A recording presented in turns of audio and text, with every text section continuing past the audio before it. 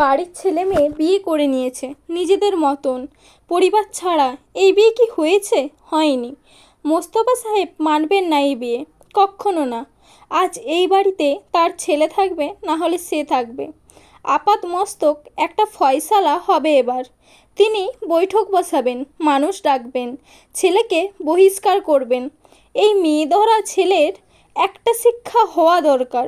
ফোনের ওপাশে সুমন কাঁপছে, ঠকঠক করছে পা জোড়া। প্যান্টটা তার একটু ভেজা ভেজা লাগছে। অতি ভয়ে ভিজে গেল নাকি? হওয়ার সম্ভাবনা 101%। প্রচণ্ড ভয়ে তার গোপন এক চাপে মাঝে মধ্যে দুইটা সচরাচর আসে না, তবে একটা অনায়াসেই হয়ে যায়, যেমন এখন হচ্ছে। মানে হবে হবে ভাব, কপালেও বিন্দু বিন্দু ঘামের চিহ্ন। শার্ট ঘামে ভিজে গায়ে লেপটেছে। অপর পাশে দানবীয় কণ্ঠে তার মালিক এখনও চেঁচিয়ে যাচ্ছেন। এক একটা ধমকে কেঁপে উঠছে সুমন এবং তার হৃদয়। তোমাকে চাকরি থেকে আউট করব, গুলি করব, বন্দুকে বুলেট ভরে তোমার বুক ঝাঁঝরা করব, স্টুপিড। মতিভ্রম হয়েছে? মনে নেই কি বলেছিলাম? আমার খেয়ে আমার পরে আমাকেই লাথি? আমার সামনে আর আসবে না, খবরদার। সুমনের বুক ধড়ফড় করছে, কণ্ঠ খাদে নেমে এসেছে। মিনমিনে গলায় কোনো রকমে বলে, ছোট ছোট স্যার বলতে না বাক্যটি পূর্ণতা পেল না। কঠিন মুখে মোস্তফা সাহেব আরেক দফায় শাসাতে শুরু করেছেন। Stop your nonsense. তোমাকে আমি পুলিশে দেবো সুমন।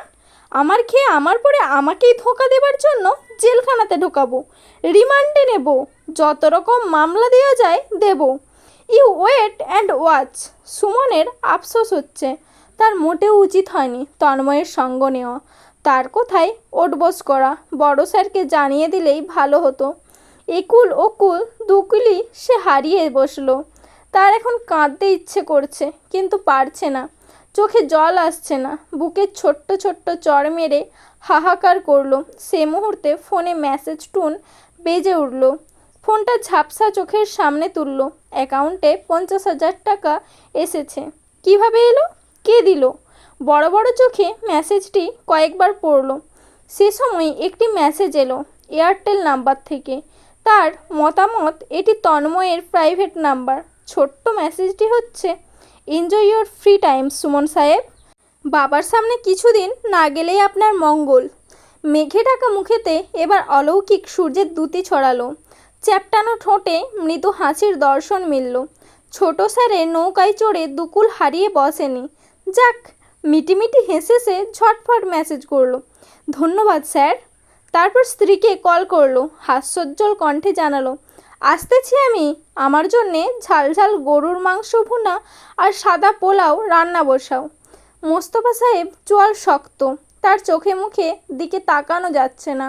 গেলেও ভয়ে অন্তরাত্মা কেঁপে উঠবে নিশ্চিত। তিনি গম্ভীর মুখে গলগল পায়ে নিজের ঘর থেকে বেরিয়ে এসেছেন। লিভিং রুমের নরম সোফায় বসেছেন বিচারকের মতন। ইতোমধ্যে শাহজাহান বাড়ির সবার নিকটে হাওয়ার গতিতে বিয়ের খবরটি পৌঁছে গিয়েছে। সকলেই জানে তন্ময় আর অরু 3 কবুল বলে বিয়ে করে ফেলেছে। এহেন সংবাদ শোনার পরে পরিবারের এক একটি সদস্যের এক এক রকম ভাবভঙ্গি, আকার ইঙ্গিত।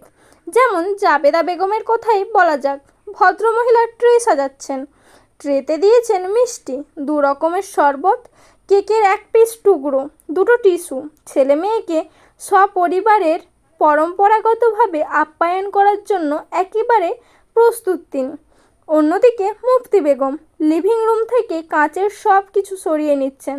তার মতে আজ ভালো রকমের ঝামেলা বাঁধবে, তর্ক বিতর্ক ঝগড়াঝাটি হবে। তর্কে উইনার কে হবে মুফতি বেগম জানেন, কে উইনার হবে না তাও তিনি জানেন। যে উইনার হবে না সে লিভিং রুমের সব ভেঙে ফেলবে, এটিও জানেন। এর জন্য আগেভাগে সব সরিয়ে রাখছেন। মোস্তফা সাহেব কঠিন চোখে আপাদমস্তক ছোট ভাইয়ের বউকে দেখে নিলেন। শিরশির করে উঠল মুফতি বেগমের শরীর। মারাত্মক ভয় পেলেন, তবুও সরানোর অভিযান বন্ধ করলেন না। দুরু দুরু কম্পমান বুকে কাঁচের ফুলদানি চেপে আলগোছে চলে এলেন। রান্নাঘরে ফিরেই আটকে রাখা শ্বাস ফেললেন। বড় বাঁচা বেঁচেছেন। আর চোখে দেখলেন ব্যস্ত জাবেদা বেগমকে। নিচু গলায় সাবধান করলেন, এসব রেডি করতেছেন?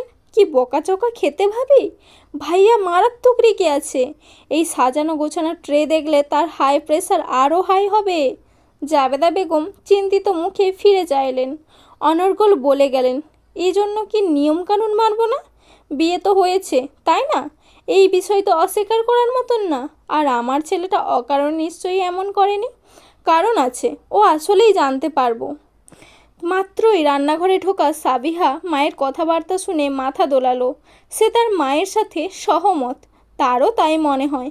সে উদ্বিগ্ন কণ্ঠে জানালো, আজ বাদে কাল বিয়ে তো হতো, কালকের বদলে আজ হলেই বা কি? আর ওরও ভাইয়াকে পছন্দ করে, বিড়াল ছানার মতো ভাইয়ের চারিপাশে ঘুরে ফিরে বেরিয়েছে। আকার ইঙ্গিতে সব সময় বুঝিয়েছে ও ভাইয়াকে পছন্দ করে। দুজন দুজনকে পছন্দ করে যেহেতু বিয়ে হলো, আরও ভালো না? মুফতি বেগম সাবধান করলেন, ধীরে সুস্থে বল, বড় ভাইয়া শুনে নিলে তোর খবর আছে, বাড়িঘর ভেঙে ফেললেও ফেলতে পারেন। সাবধান খানা কাজে লাগলো। সাবিহা মৃদু ভয় পেল, কণ্ঠ নামালো, ফুসুর ফাসুর করে আরও কিছু মন্তব্য ছুড়ল, তবে কথা শেষ করে গেল না, রান্নাঘরে থেকে গেল।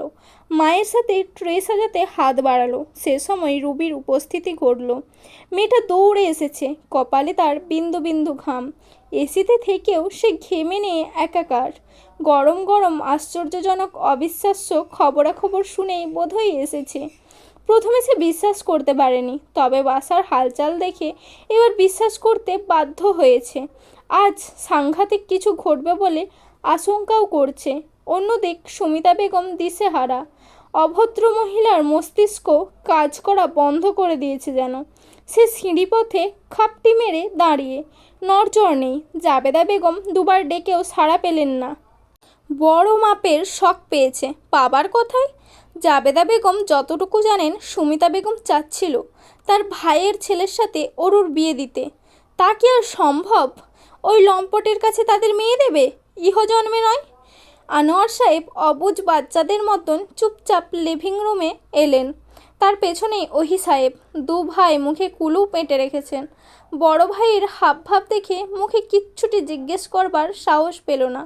নার্সারির বাচ্চাদের মতো ভাইয়ের পাশে এসে বসলেন। চোখ তুলে দুজন চাওয়াচাওয়ি করে নিলেন। হাবভাব বোঝার মিথ্যে প্রচেষ্টা আর কি। সবার চোখ অগোচরে সদর দরজার দিকে রয়েছে। দরজা দিয়ে এই বুঝি তন্ময় অরু ফিরবে। কান দুটো সকলের খাড়া। এই বোধহয় গাড়ির আওয়াজ কর্ণগোচর হবে।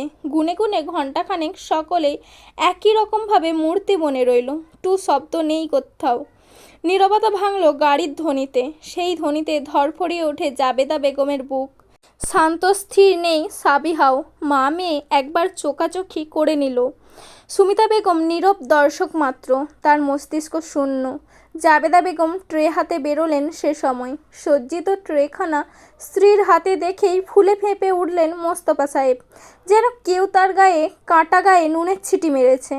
উচ্চ কণ্ঠে ধমক সুরে প্রশ্ন ছুড়লেন, এসব কি? এগুলো দিয়ে কি হবে?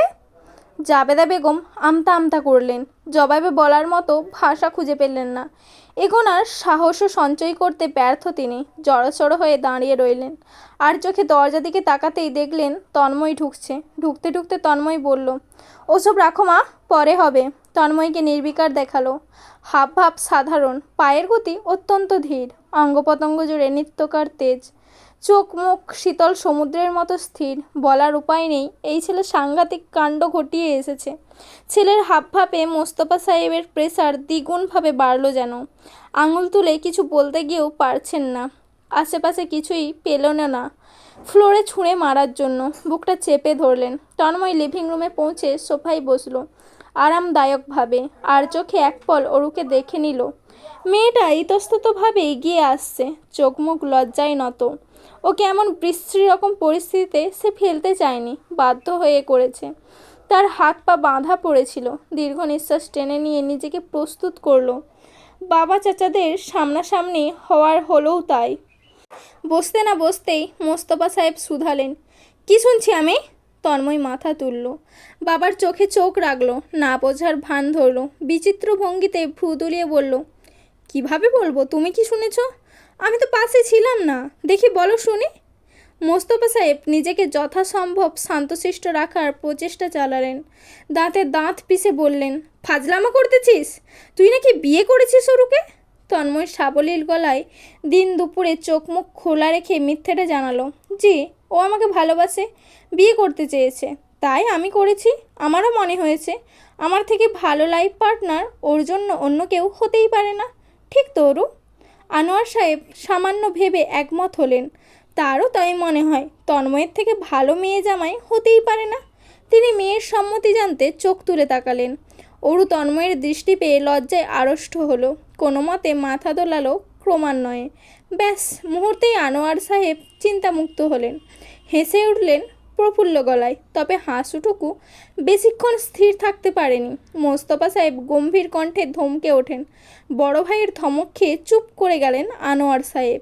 মোস্তফা সাহেব তন্ময়কে শক্ত চোখে দেখলেন, তারপর ওর দিকে তাকিয়ে শুধালেন, অরু, তুমি সত্যিটা বলবে? ওর শিখিয়ে পড়িয়ে দেওয়া কথা তোতা পাখির মতো বলবে না। আমি আছি তোমার পাশে, ও কিচ্ছু করতে পারবে না। বলো, ও তোমাকে জোর করেছে? অরু কেঁদে দেবে দেবে ভাব, ছোটোখাটো শরীরটা কাঁপছে। জাবেদা বেগম এসে জড়িয়ে ধরলেন ওকে। মোস্তফা সাহেব পুনরায় গম্ভীর মুখে শুধাতেই অরু ঠিকঠাক স্পষ্ট গলায় জবাব দিল, আমি স্বেচ্ছাই করেছি। তন্ময় মুগ্ধ হলো। তীর তীর করে কাঁপল তার হৃদয়, প্রফুল্লতায় ভরে গেল ভেতরটা। মাথা উঁচিয়ে তাকালো বাবার দিকে। মুখটা কালো হয়ে আছে মোস্তফা সাহেবের। অরুর কথা তিনি কানে তুললেন না, উল্টো আঙুল তুলে ছেলের উদ্দেশ্যে বললেন, আমার বাড়ি থেকে বেরিয়ে যা, তোর মতো অপদার্থর এখানে কোনো স্থান নেই। তন্ময় সহজ সরল ভঙ্গিতে উঠে দাঁড়ালো, গম্ভীর মুখে গলা উঁচিয়ে বলল, অরু চল। মোস্তফা সাহেব চোখ জোড়া বড় বড় হয়ে এলো, চোখের মনি বেরিয়ে আসবে যেন। তিনি আতঙ্কিত গলায় প্রশ্ন ছুড়লেন, ও কোথায় যাবে? তন্ময় অসভ্যের চূড়ান্তে গেল, আমার বউ আমার সাথে যাবে না? উপস্থিত সকলেই হতভম্ব হলো। কিং কর্তব্য বিমূঢ় মোস্তফা সাহেব। সাবিহা রুবিও মিটিমিটি হাসছে। আনোয়ার সাহেব মুগ্ধ হলেন, উঠে ভবিষ্যৎ মেয়ে জামাইকে বুকে জড়িয়ে নিতে চাইলেন, তবে তা বড় ভাইয়ের ভয়ে পারলেন না। হাসি মুখে শুধু চেয়ে থাকলেন। ইতোমধ্যে মোস্তফা সাহেব দাঁড়িয়ে গিয়েছেন। আঙুল তুলে মুখ খুলেও কিছু বলতে পারলেন না। তন্ময় সুযোগে গা ভাসিয়ে আলগোছে সিঁড়ি ভেঙে উপরে উঠে এলো। নিজের ঘরে ফিরে এসে আনমনে হাসলো। আজ আর দরজাটা লাগালো না। আধ ভেজানো রেখেই কিছু একটা খোঁজাখুঁজি শুরু করলো। সেলফের পেছনে পেল মাছাকৃত একটি ছবির ফ্রেম। অরু আর তার এই ছবিটা পুরাতন, তখন অরু 10ম শ্রেণীতে পড়তো। ছবিটা তোলা হয়েছে তাদের ছাদে। অরু তার পাশে দাঁড়িয়ে তার পানে কেমন মুগ্ধ চোখে তাকিয়ে। তন্ময়ও মৃদু হাসছিল তখন। এমন সময় তোলা হয়েছে, তুলেছিল সাবিহা। ছবিটা এতটাই মনে ধরেছিল তন্ময়ের যে সে সময় নষ্ট না করে বন্ধুকে দিয়ে তৎক্ষণাৎ বের করিয়ে রেখেছিল। এতদিন লুকিয়ে রাখতে হয়েছিল, এখন আর লুকাতে হবে না। এটা এবার খুব শীঘ্রই তার রুম জুড়ে থাকবে, দেয়ালে রাজত্ব করতে পারবে। ছবিতে থাকা বোকা মুখটা ছুঁয়ে তন্ময় বিড়বিড়িয়ে ওঠে, বাবার ভয় সংখ্যা কখনো সত্য হবে না, আমি হতে দেব না। আমরা সারা জীবন ভালো থেকে সুখে থেকে দেখিয়ে দেব, কেমন?